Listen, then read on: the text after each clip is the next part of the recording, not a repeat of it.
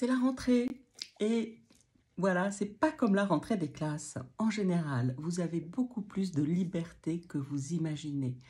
Profitez de cette rentrée pour pouvoir designer votre temps, designer votre agenda, designer votre façon de travailler pour qu'elle vous corresponde le plus possible.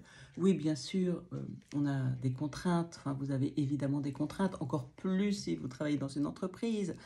Vous en avez déjà moins si vous êtes consultante, si vous êtes en profession libérale ou si vous êtes chef d'entreprise.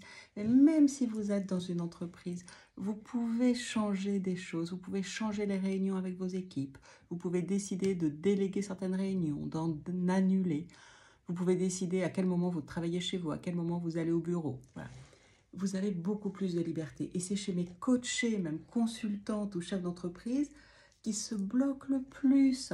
Et à chaque rentrée, quand on fait le point sur comment bien préparer sa rentrée, ce qui arrive, c'est de se donner cette permission de maîtriser son temps, de maîtriser son agenda, pour enlever ce qui vous enlève de l'énergie, pour enlever ce qui vous plombe. Alors, est-ce que ce sont les réunions où il y a trop de détails, où il y a trop de contexte? Est-ce que c'est ça qui vous plombe? Ou au contraire, c'est ça qui vous donne de l'énergie. Et dans ces cas-là, démarrez la semaine avec ça. Mais si c'est ça qui vous plombe, bon ben, est-ce que vous êtes vraiment obligé? Est-ce que vous êtes vraiment obligé de démarrer le lundi matin par une réunion d'équipe si ça vous enlève de l'énergie? Eh bien, évidemment que non.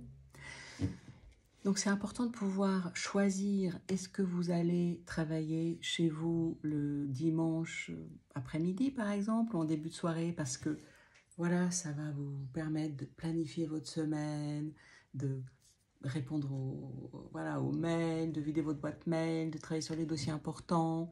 Qu'est-ce qui va être important pour vous? Ou au contraire, pas du tout, le dimanche c'est sacré, vous voulez surtout pas travailler.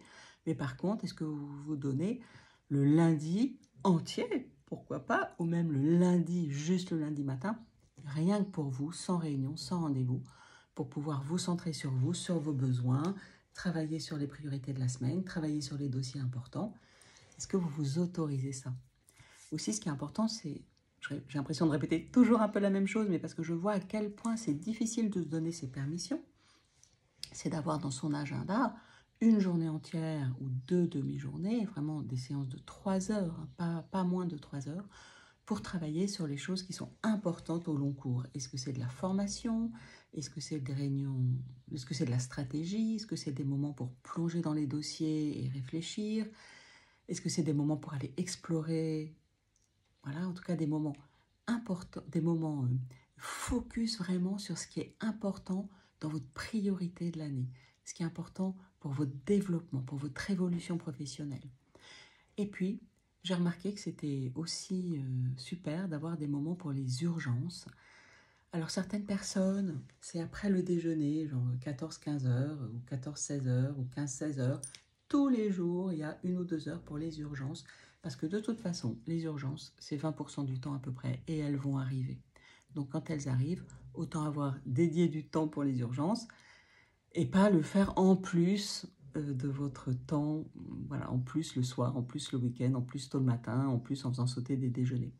Donc est-ce que c'est tous les jours ou est-ce que c'est 2 matinées par semaine ou une matinée mercredi matin puis vendredi après-midi?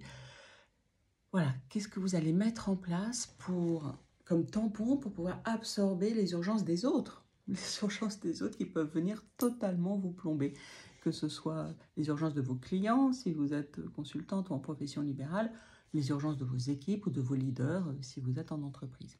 Donc du temps focus, du temps pour les urgences, et puis vraiment n'oubliez pas que la rentrée c'est un beau moment pour assumer, même si vous êtes déjà rentré là, vous pouvez assumer voilà, même mi-septembre, en disant, voilà, j'ai bien réfléchi, et bien à cette rentrée, je vais changer de façon de travailler. Et je vais, alors soit je vais tester les réunions le mardi matin, ou je vais tester les réunions lundi première heure, parce que c'est ça qui vous donne de l'énergie. Voilà, la phrase magique, c'est ça, c'est je vais changer de façon de travailler, et vous assumez. Alors, je pense aussi à quelques coachés, leurs trucs et astuces qui fonctionnent pour elles, c'est pour celles qui dirigent des équipes, c'est d'avoir le bureau ouvert. Donc moi j'ai mon bureau ouvert sur Zoom pour mes coachés une fois par semaine, où elles arrivent et elles attendent dans la salle d'attente.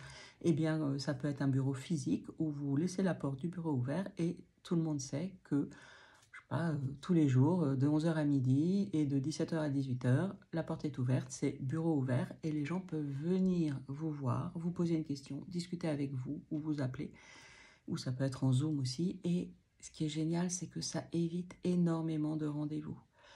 Parce que parfois, quelqu'un peut, juste parce qu'il a envie d'une réponse, hop, vous bloquez une demi-heure, voire une heure de rendez-vous dans votre agenda, alors que ce n'est pas du tout approprié et que le problème peut être réglé ou la solution peut être trouvée en 5 minutes.